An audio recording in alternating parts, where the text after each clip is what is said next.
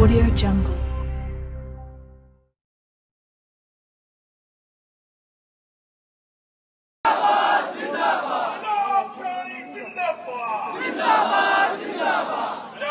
आपल्याला मार्गदर्शन करतील. त्यानंतर सुद्धा इतर नेत्यांची भाषणं होणार आहे, कार्यक्रम चालू राहणार आहे. तर सुजातादाचं भाषण झाल्यानंतर सांगायचं नाहीये. सुजातादा आता आपल्याला या ठिकाणी मार्गदर्शन करतो. हम तुम्हारे साथ हैं.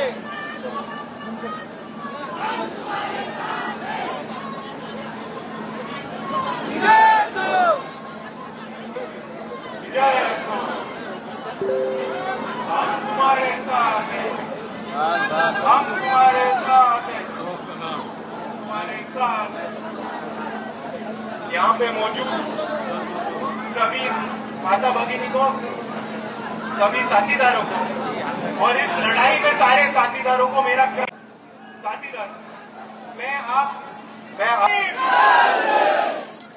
भाइयों, हम सबको समझना होगा कि हम आज यहाँ पे मौजूद क्यों हैं और इसके पीछे घटना क्या है। कुछ दिनों पहले आरएसएस के कुछ कार्यकर्ता थे जिन्होंने एक एजुकेशनल इंस्टीट्यूट के सामने, एक कॉलेज के सामने रजिस्ट्रेशन डेस्क लगा के विद्यार्थियों का रजिस्ट्रेशन करना शुरू किया। उनके पास कोई परमिशन नहीं थी। वंचित बहुजन आघाड़ी के कार्यकर्ता वहां पे गए और उन्होंने पूछा आपके पास परमिशन है क्या ये रजिस्ट्रेशन करने की? और जब उनको पता चला कि आरएसएस के कार्यकर्ताओं के पास रजिस्ट्रेशन की परमिशन नहीं है, तब उन्होंने कहा कि आप एक्टिविटी कर रहे हो और कॉलेज में भी एक्टिविटी कर रहे हो और आप यहाँ से चले जाओ। और वंचित बहुजन आघाड़ी के कार्यकर्ताओं ने आरएसएस के कार्यकर्ता से वहां से आगे भागा दिया। पर भाइयों, यहाँ ये सिलसिला खत्म नहीं हुआ।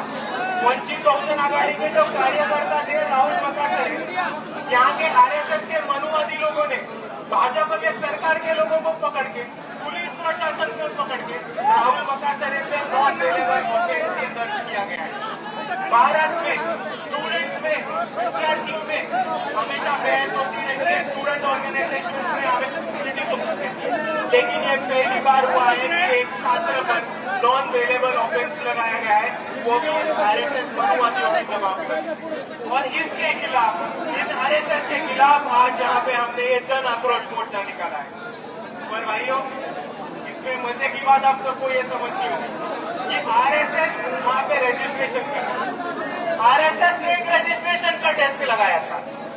जिस ऑर्गेनाइजेशन का खुद का रजिस्ट्रेशन का पता नहीं है, वो किस मुंह से रजिस्ट्रेशन मांग रहा है, यही मेरे को समझ में नहीं आया सबसे पहले। और दूसरी तरफ आरएसएस से चार मांगे हैं। आरएसएस से हमारे कुछ अहम सवाल है कि अगर आप छात्रों का रजिस्ट्रेशन ले रहे हो, अगर आप का रजिस्ट्रेशन ले रहे हो, तो हम ये डिमांड करते हैं, हम ये मांग करते हैं कि आप इस देश में भारत सरकार से रजिस्टर्ड हो या नहीं, ये हम सबको खुलेआम बता दो। और अगर आप रजिस्टर्ड हो तो कौन से एक्ट के मुताबिक रजिस्टर्ड हो, कौन से सेक्शन के मुताबिक रजिस्टर्ड हो, ये भी हमको बता दो। और अगर आप रजिस्टर्ड हो तो उसका डॉक्यूमेंटेशन या सर्टिफिकेट की हमको दिखा दो कि आप भारत देश के संविधान के हिसाब से भारत देश में रजिस्टर्ड है। हमारा दूसरा अहम सवाल है कि आरएसएस की दशहरा पूजा में जो हथियार पाए जाते हैं, जो ऑटोमेटिक वेपन्स पाए जाते हैं, तो सिर्फ भारत के आर्मी और मिलिट्री के पास होते हैं। ये वेपन्स आते कहां से? आपके पास इन वेपन्स की परमिशन है, और अगर इनके पास वेपन्स की परमिशन नहीं है तो मैं पुलिस से यही कहूंगा कि जल्द से जल्द इन पे कार्रवाई करें और इन पे तहकीकात करें।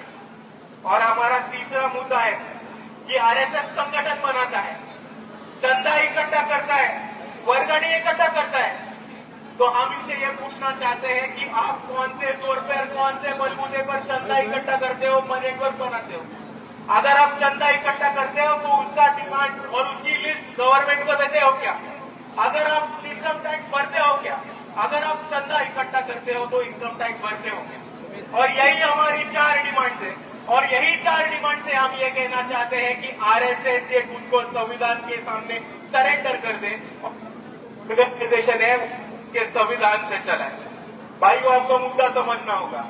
अगर कोई संगठन रजिस्टर्ड ना, अगर को संगठन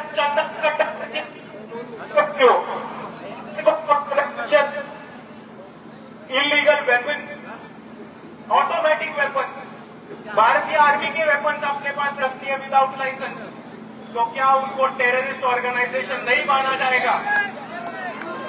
जरूर माना जाएगा। और इसीलिए हम यहाँ कहने आए हैं कि हम संविधानवादी है, हम अम्बेडकरवादी है, हम सब बाबा साहब के संविधान से और भारत के कानून से चलने वाले लोग हैं। और हमारी यही जिद है, हमारी यही मांग है कि आरएसएस भी भारत के संविधान से और भारत के कानून से चले और आगे चलता रहे। और इसीलिए मैं आप सभी से इतना ही कहना चाहता हूँ कि आप सभी को आज तक दिख चुका होगा कि यह भारत के इतिहास में आरएसएस के कार्यालय पे निकला हुआ पहला मोर्चा है। और वो किसी ने निकाला है तो वो सिर्फ और सिर्फ वंचित बहुजन आघाड़ी के कार्यकर्ताओं ने, वो सिर्फ और सिर्फ किसी ने निकाला है तो बाला साहब अम्बेडकर के सिपाहियों ने, और वो सिर्फ और सिर्फ किसी ने निकाला है तो वो बाबा साहब अम्बेडकर के भीम सैनिकों ने।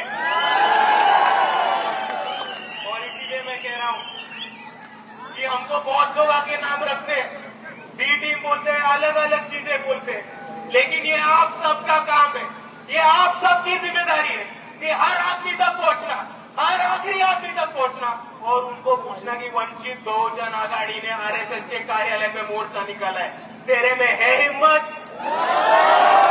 है ताकत? अगर दम है तो शामिल होकर दिखाओ। और इसीलिए मैं बोलता हूं कि आज भारत में जो पहला मोर्चा निकाला है, कौन सी पार्टी ने निकाला है? देखो हमारे स्टेट पे कौन है, देखो हमारे स्टेट पे दलित है, आदिवासी है, भटके विमुक्त है, बहुजन है, मुसलमान है, तृतीयपंथी समाज के लोग हैं। और ये वंचित बहुजन आघाड़ी की ताकत है। हमारे पास एक खासदार नहीं है, हमारे पास एक आमदार नहीं है, हम सत्ता में नहीं है, लेकिन संविधान बचाने के लिए हम इन सबसे घंटा फर्क नहीं पड़ता।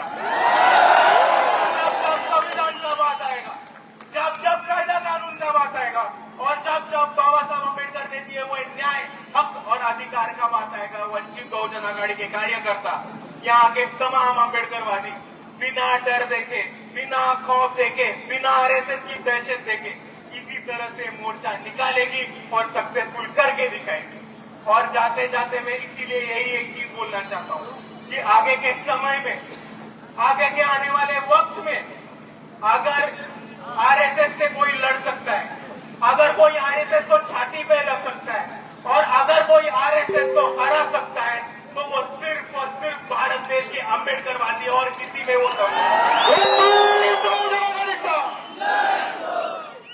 और इसीलिए जाते जाते मैं आप सभी को ये कहूंगा कि आगे हमारा मोर्चा होगा, आगे के लोगों का भाषण होगा, वंचित बहुजन आघाड़ी के इतर पदाधिकारी, राज्य के पदाधिकारी बात करेंगे और हमें शांतिपूर्व मोर्चा निकालना है। हम कायदा संविधान मानने वाले लोग हैं, हम कहीं पे भी कायदा और संविधान तोड़ेंगे नहीं, लेकिन हम आरएसएस को झुका के कायदा और संविधान मानने को जरूर लगाएंगे। और इसीलिए जाते जाते मैं इतना ही बोलता हूँ, आरएसएस मुर्दाबाद, मुर्दाबाद, मुर्दाबाद, आरएसएस मुर्दाबाद, मुर्दाबाद, मुर्दाबाद, डॉक्टर बाबा साहब अम्बेडकर आंसर, डॉक्टर बाबा साहब अम्बेडकर आंसर, जय जय जय जय वीर, जय भीम, जय जय जय जय वीर, जय भीम, जय संविधान। आप सभी के उसके सामने महत्वपूर्ण सूचना है, ये अगर हमारा जन आक्रोश मोर्चा है, इसका नाम जन आक्रोश मोर्चा है, हम सब में आक्रोश है, हम सब में गुस्सा है, लेकिन हम किधर भी कायदा कानून हाथ में नहीं लेंगे। हम किधर भी पुलिस वालों से, यहाँ के ऑफिसरों से और यहाँ के प्रोटेक्शन से किसी के पास बहस नहीं करेंगे, कोई झगड़ा नहीं करेगा, कोई कुछ गलत चीज नहीं करेगा। ये आप सभी से मैं विनती करना चाहता हूँ और सूचना करना चाहता हूँ। और दूसरी चीज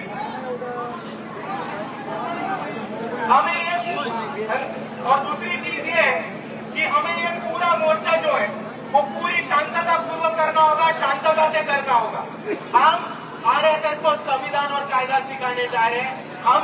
हमसे भी कोई आदमी कायदा या संविधान तोडे, ये अतिशय गलत होगा, इसलिए सभी से कहता हूँ। परत एकदा आपल्या सर्वांना विनंती करतो की आपण इकडे शांततापूर्व हा मोर्चा काढणार आहोत. आपण आरएसएसला कायदा कानून शिकवायला चाललोय, संविधान शिकवायला चाललोय. तुम्ही कोणतीही कायदा कानून हातामध्ये नका घेऊ. या मोर्चाला काळबोट लागेल किंवा चुकीची घटना होईल अशा कोणत्याही क्रम कृती आपल्याकडनं होऊ नये. आणि दूसरी बात यह है कि इसका नाम जन आक्रोश मोर्चा जरूर है, लेकिन हम ये मोर्चा शांति से, अमन से और प्यार से करना चाहते हैं. इसीलिए हम आरएसएस के पास जा रहे हैं. तो आरएसएस के पास जो जा रहे हैं वो आक्रोश या नारे लेके नहीं, लेकिन आरएसएस के लिए 3 तोहफे लेके आए हैं. 3 तोहफे. हमारा पहला तोहफा है भारत का झंडा. 70 साल हुए आरएसएस 15 अगस्त को पहला दिन मनाता है. आरएसएस 15 अगस्त को झंडा नहीं लगाता है. इसीलिए हमको ये कहना है कि इस भारत देश में रहना होगा तो तुमको तिरंगा लहराना होगा. दूसरा तोहफा है हमारा भारत का संविधान. हमको आरएसएस को ये बताना है कि ये देश संविधान से चलता है. इस देश का कानून संविधान से चलता है. और अगर हमें देश में रहना होगा तो आपको संविधान से ही चलना होगा. और तीसरा हमारा जो गिफ्ट है वो है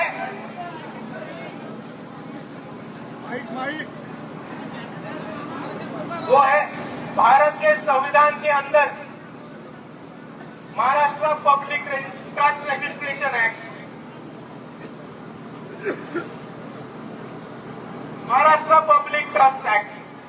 हम महाराष्ट्र पब्लिक ट्रस्ट का एक कॉपी लेके आए हैं और हमको ये Maharashtra public trust act RSS को गिफ्ट करना है. और हमको उनको ये बताना है कि आपको आपकी जो संगठन है, आपकी जो ऑर्गेनाइजेशन है, आपको इस एक्ट के मुताबिक रजिस्टर करनी होगी. और एक बार आप रजिस्टर करेंगे तो ही आप भारत देश में संविधान के मुताबिक काम कर सकेंगे. तो ये 3 तोहफे लेके हमको शांति से, अमन से आरएसएस के ऑफिस में जाना है और उनको तोहफे देके वापस आना है. और मैं आप सभी से यही अनुरोध करूंगा कि शांति से, अमन से ये मोर्चा निकाले. कोई क्रोध ना करे, कोई द्वेष ना करे, कोई गुस्सा ना करे. शांतिपूर्वक ये मोर्चा निकलेगा. जय भीम, जय संविधान.